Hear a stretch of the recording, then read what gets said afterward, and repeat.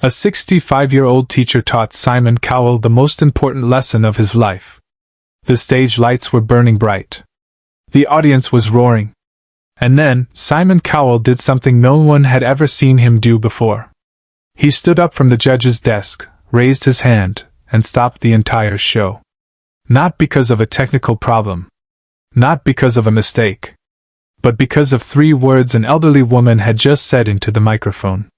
3 words that would silence an arena of 3,000 people. 3 words that would make the toughest judge in television history break down on live TV. Her name was Margaret Allen. And she wasn't supposed to be there. Margaret Allen had spent 42 years teaching English literature in a small town in Ohio. She taught Shakespeare to teenagers who couldn't care less. She taught poetry to kids who'd rather be anywhere else. She taught the power of words to a generation that was forgetting how to listen. And then, after 4 decades, she retired. Not because she wanted to. Because her body couldn't keep up anymore. Arthritis had taken her hands. Time had taken her energy. But it hadn't taken her voice. One afternoon, her granddaughter showed her a video of America's Got Talent. "Grandma, you should audition," she said, laughing. Margaret didn't laugh. She looked at the screen, at the stage, at the lights. And for the first time in years, she felt something she thought she'd lost. Purpose. But what Margaret didn't know was that this audition would become the most emotional moment in the history of the show. And Simon Cowell would never be the same again. Margaret arrived at the theater 3 hours early. She wore a navy blue dress her late husband had bought her 20 years ago. She carried no props. No gimmicks. Just a piece of paper folded in her pocket. A letter she'd written the night before.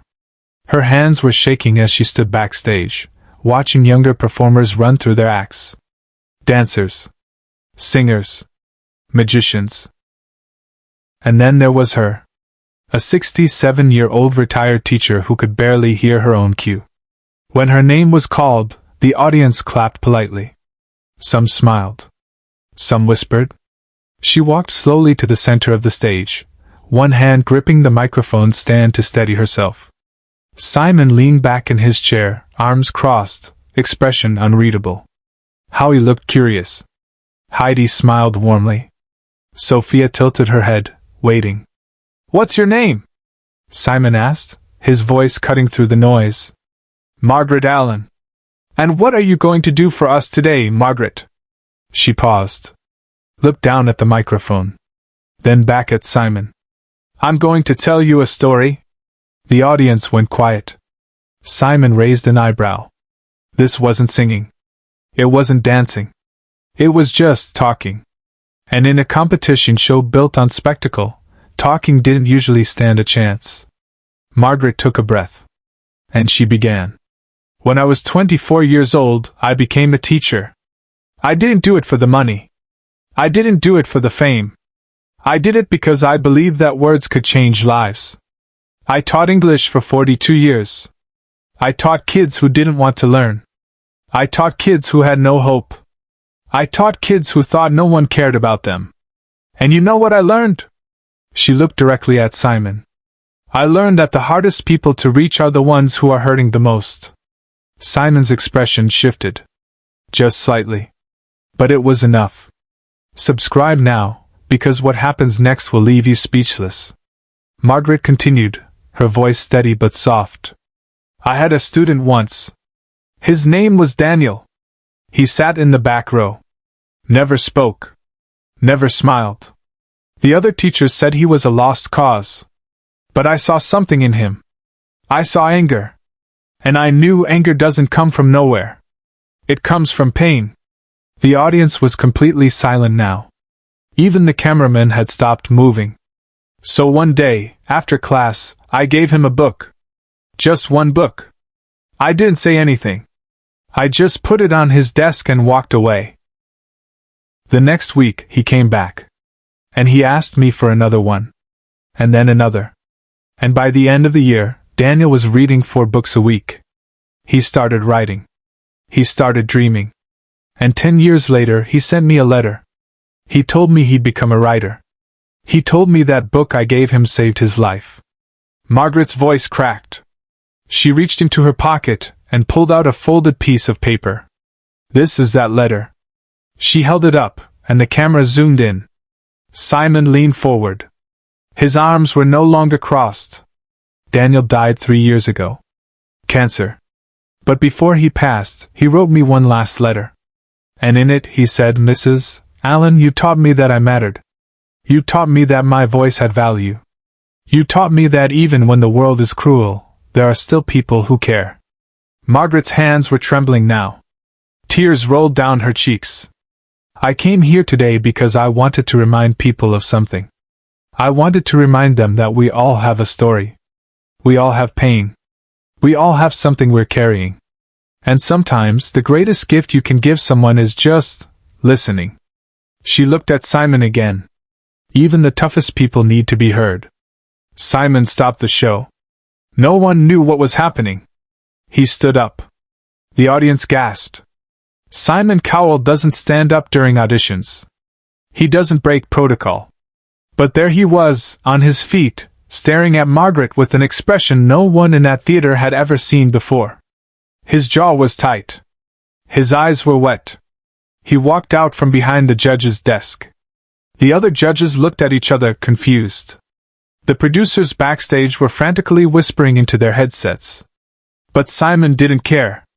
He walked straight onto the stage. Margaret watched him approach, her breath catching in her throat. Simon stopped a few feet away from her. For a long moment neither of them spoke. The silence was deafening. And then Simon said something that would echo across the internet for weeks. I needed to hear that. His voice was rough. Raw. Not the sharp, cutting tone everyone knew. This was different. This was real. I've spent my entire career judging people, Simon continued. Telling them they're not good enough. Telling them to work harder. Be better. Be tougher. And somewhere along the way, I forgot that everyone has a story. Everyone is carrying something. He paused, his voice breaking.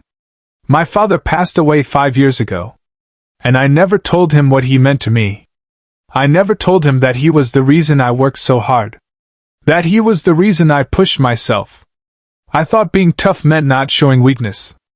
But you just reminded me that being tough doesn't mean shutting people out. It means being strong enough to care. The audience erupted. People were standing, crying, clapping. But Simon wasn't looking at them. He was looking at Margaret. Thank you, he said quietly. Thank you for reminding me what really matters. Margaret smiled through her tears. And then, she did something that no one expected. She reached out and took Simon's hand. Not as a contestant. Not as a performer. But as a teacher. As someone who had just given him the most important lesson of his life. Simon squeezed her hand. And for the first time in years he let himself feel. Share this story if it touched your heart, because moments like this remind us why we watch. The judges didn't deliberate. They didn't discuss. Simon walked back to his desk, wiped his eyes, and without saying a word, he slammed his hand down on the golden buzzer. Golden confetti exploded from the ceiling. The audience roared. Margaret stood in the center of the stage, covered in glitter, tears streaming down her face, and for the first time in years, she felt seen. Backstage, producers were in shock. This wasn't a song. It wasn't a dance. It wasn't even a traditional act. But it was the most powerful moment the show had ever captured. Because it wasn't about talent. It was about truth. In the weeks that followed, Margaret's audition became the most watched video in America's Got Talent history. Over 200 million views. Thousands of comments from teachers, students, parents, and people who had been carrying their own pain in silence. Messages flooded in from all over the world. She spoke my truth. I needed to hear this. Thank you for reminding me that I matter. Simon himself shared the video on his social media with a caption that read, Some performances you judge. Some performances judge you. This was the latter. Margaret didn't win the competition. She didn't need to. Because she had already won something far greater. She had reminded an entire generation that behind every hard exterior, behind every tough face, behind every person who seems unreachable, there is a human being who needs to be heard. And Simon Cowell, the man known for his coldness, his brutal honesty, his unyielding standards, learned that sometimes the greatest strength isn't in holding it together. It's in letting yourself break. Margaret returned to her small town in Ohio. She didn't become a celebrity. She didn't tour the country. She went back to her quiet life, to her garden, to her books. But she carried with her the knowledge that her words had reached millions. That her story had mattered. That even at 67, even after a lifetime of teaching, she still had something to give. But the story didn't end there. 3 months after the audition aired, Margaret received a package at her home. No return address. Just her name written in careful handwriting on a brown paper envelope. Inside was a leather-bound journal and a handwritten note. Dear Mrs. Allen, you told me that the greatest gift you can give someone is listening. So I wanted you to know that I heard you. Every word. And I'm trying to be better. This journal belonged to my father. He kept it during the last year of his life. I've never shown it to anyone. But I think he would have wanted you to see it. Because on the last page, he wrote something I didn't understand until I met you. He wrote, the measure of a man is not in what he achieves, but in how many lives he touches. You touched mine. Thank you, Simon. Margaret sat in her kitchen, holding the journal, tears streaming down her face. She opened it carefully, as if it were a sacred text. And on the last page, in faded ink, were the words Simon's father had written. Below them, Simon had added one more line. You reminded me what he meant. You reminded me who I want to be. That journal now sits on Margaret's bookshelf, between her copy of Shakespeare's sonnets and the letters from Daniel. A reminder that sometimes the greatest lessons are taught not in classrooms, but in moments of raw, unfiltered truth. That sometimes the toughest people in the world are the ones most desperately in need of grace. And that sometimes a single story told with courage can break through decades of walls. And Simon? He changed.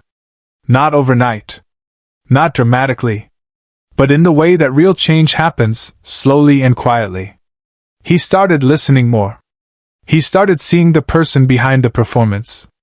He started asking, "What's your story?" instead of, "What's your talent?" In interviews that followed, Simon was asked repeatedly about that moment. About what made him stand up. About what made him break. And every time, his answer was the same. She saw me. Not the judge. Not the celebrity. She saw the person I was hiding. And she reminded me that it's okay to feel. That it's okay to be vulnerable. That the strongest thing you can do is admit you're human. 6 months later, Margaret was invited back to the show. Not as a contestant. As a guest. The producers wanted her to present an award. But when she walked onto that stage again, something unexpected happened. The entire audience stood before she said a word. A standing ovation that lasted 4 minutes. Simon stood too. And this time, he wasn't hiding his tears. Margaret approached the microphone, looked out at the sea of faces, and said something that would become her legacy. I spent 42 years teaching young people that their voices mattered. But you all taught me something I'd forgotten. That my voice still matters too. That it's never too late to be heard. And that age doesn't diminish your value, it amplifies your truth. The camera cut to a young woman in the third row, sobbing. She was a teacher too. Next to her, an older man wiped his eyes. He had retired 5 years ago, and thought his purpose was gone. In living rooms across America, millions of people were reaching for tissues, calling their parents, texting their old teachers, finally saying the words they'd kept buried for years. That night, the hashtag #ThankATeacher trended worldwide. Over 2 million people shared stories of educators who had changed their lives. Former students found their retired teachers on social media and thanked them decades later. Schools across the country started Legacy Days, where students could honor the teachers who saw them when no one else did. And Margaret? She received 47,000 letters. From students she taught. from people she'd never met. From teachers who wanted to quit but found the strength to continue. From parents who finally understood the weight their children's teachers carried every single day. One letter came from a prison. An inmate named Marcus wrote, "I never finished high school. I made terrible choices. But I remember my English teacher, Mrs. Rodriguez. She told me I was smart. No one had ever said that to me before. I'm getting my GED now. Your story reminded me that it's not too late. That someone believed in me once. And maybe I can believe in myself now." Because Margaret Allen, a retired English teacher from Ohio, had taught him something no director, no producer, no celebrity had ever managed to teach him. She taught him that the greatest performances aren't the ones that impress you. They're the ones that change you. Subscribe and share this story, because the world needs more moments like this. Moments that remind us we're all human. Moments that remind us we all have a story worth telling. And moments that remind us that even the toughest among us need to be reminded, you matter. Your voice matters. And your story deserves to be heard.